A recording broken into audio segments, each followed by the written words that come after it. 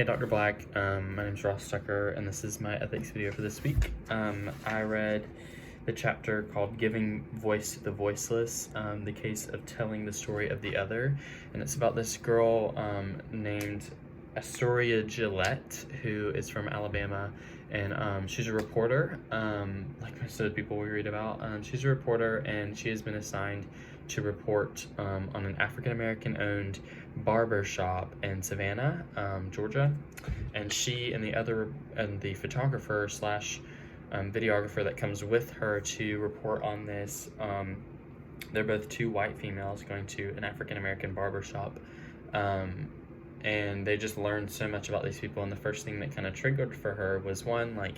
I stand out because in Alabama, like where she's from, the majority of the population is white, and now there's two white people in an entire city, where the percentage of African Americans versus white people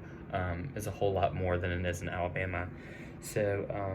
she just feels like she, for once in her life, may have felt like she was in the minority. Maybe just because she was in that room or anything like that, but she didn't feel like she should have been telling the story that she was telling, or reporting on the story she was telling. So she changes her tactic and changes her approach so that it's more ethical, and it's less of her talking and less of her asking questions, and they just like film and they take pictures while people are just living their lives, and allow for their conversations to go, instead of her kind of forming this thing that kind of makes them speak, but really it's her speaking and still reporting, instead of them actually just telling their story. So she did a very ethical thing, and the people felt like they were heard, instead of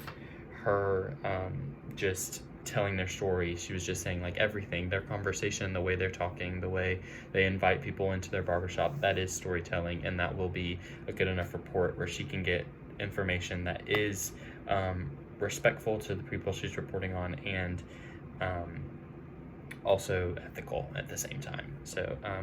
she allowed for storytelling to be told just by them living their everyday life, instead of reporting in the way that she is used to in Alabama. So she adjusted.